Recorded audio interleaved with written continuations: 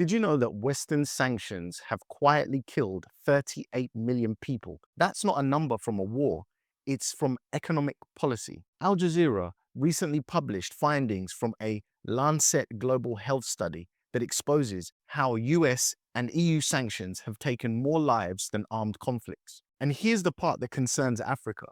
The report covered the global south, which means Africans make up a percentage of those deaths. In this video, we're going to break down what the report says, how it impacts Africa, and what it means for the way Africa should move forward to prevent this happening in the future. If you don't know me, my name is TJ, I'm Nigerian and British mixed, and on this channel, we talk about African geopolitics. So when you look deeper into the Lancet study, you realize sanctions are not a moral tool, they're actually a weapon. They target nations that refuse to obey Western economic political control. Whether it's Iran, Venezuela, Somalia, Sudan, the pattern is always the same. Isolate them financially, choke their trade, and make the population suffer until the government collapses and submits. What the West calls foreign policy is really economic warfare. And that's exactly why Africa should pay attention, because this system doesn't just target current enemies, it's designed to punish any country that chooses independence. You see, the entire global trade network runs through Western-controlled systems. The dollar dominates global pricing. The euro and the SWIFT network controls international transfers. Even when sanctions aren't aimed at Africa directly, we feel the pain. Higher fuel prices, food shortages, and blocked credit all hit African economies indirectly. When Sudan defied Washington in the eyes of the states, it was cut off from global banking for decades. And Libya, after Gaddafi pushed for a gold-backed African currency, it was bombed into chaos. These weren't isolated events, these were warnings. Africa is told to stay in line or face the same fate. It's now clear that sanctions are how modern empires enforce obedience without firing a single bullet. Instead of armies, they use currencies. Instead of tanks, they use banks. The victims are ordinary children who can't get medicine, or families that can't afford food, or hospitals that run out of supplies. These deaths are invisible, but they're counted in the millions. For years, growing up in the West, I thought that sanctions were a good thing because there is always moral justification for it. But what I'm finding out is that a lot of the times that moral justification is a propaganda, a messaging that allows populations in the West to accept this sanctioning, justify this cause of death. So what does this all mean for Africa's future? It means sovereignty isn't just about flags and elections, it's about financial survival. As Africa builds its own industries, reclaims control of its own minerals, and strengthens the African Continental Free Trade Area, for example, it must also protect itself from economic retaliation. The same powers that sanction Venezuela for controlling its oil won't hesitate to punish Africa for controlling its cobalt or lithium. In fact, it's already happening. And this is where unity in the African continent becomes more than just an ideal. It's actually a shield. If African nations only act individually, they can be crushed one by one. But together, the continent controls the largest reserve of critical minerals on Earth. It holds the world's youngest workforce and a market of over 1.4 billion people. United, Africa becomes too valuable and too connected to isolate. That's why continental initiatives like the Pan-African Payment and Settlement System and the African Monetary Fund are not just financial projects, they're defenses against economic warfare.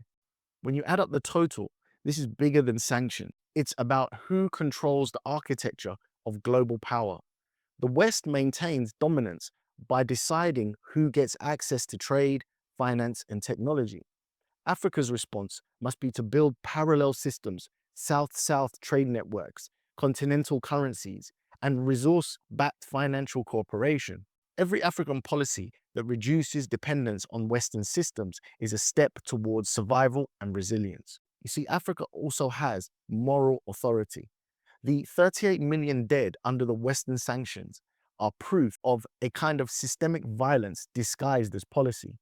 Africa, with its own history of colonial exploitation and imposed poverty, can lead the call to criminalize sanctions that kills civilians. The African Union could, if it got its act together, spearhead a global movement demanding that economic punishment on populations be recognized as a crime against humanity. According to these reports, the same powers that accuse Africa of human rights violations are themselves responsible for mass deaths through their financial systems. Yet no Western leader will ever be held accountable. It's time Africa exposes that double standard and reclaims the narrative. The continent that suffered centuries of exploitation now has the moral right to challenge the global order built on it. But moral leadership means nothing without economic power. Africa must invest in its own currencies, digital payment systems, and trade independence. When one African nation is sanctioned, others must fill the gap with trade and credit. That's how unity transforms from a slogan to a real project. We've seen this already with how China and Brazil coordinated after the US sanctions because they're both key members of the BRICS nations, a network that is actively trying to help each other. China fast-tracked many agricultural contracts so that they could turn from trading with America to trade with China. Africa must copy this idea. The numbers already prove the urgency. 38 million lives lost because powerful nations weaponized access to food, medicine, and money. If sanctions can do that to Latin America, the Middle East, and Asia, imagine what it's doing to a fragmented Africa. This should terrify every African leader who still believes aid and loans guarantee security. Yet despite all of this, there is some hope. Africa is no longer isolated. BRICS nations and South-South alliances give the continent room to maneuver. The world is shifting towards multipolarity, and Africa can be a central player if it learns from the suffering that has already happened. The lessons from those 38 million deaths is clear. Dependency kills and unity saves. So if sanctions are the economic warfare, how long will Africa keep fighting without building its own defenses? Because if we don't learn from the victims of sanctions, we are destined to remain victimized. I would love to know what you guys think about this out there. I had no idea that this many deaths was linked to sanctions. And it's often not reported in Western mainstream media, right? So let me know your thoughts in the comments section. And if you've got nothing to say, would it be too much for me to ask you to write the words sanction protection for Africa? It just lets me know that you watched the video to the end, you like what I'm doing, and you want me to continue. Thank you so much for watching today, and I'll catch you in the next one. Peace.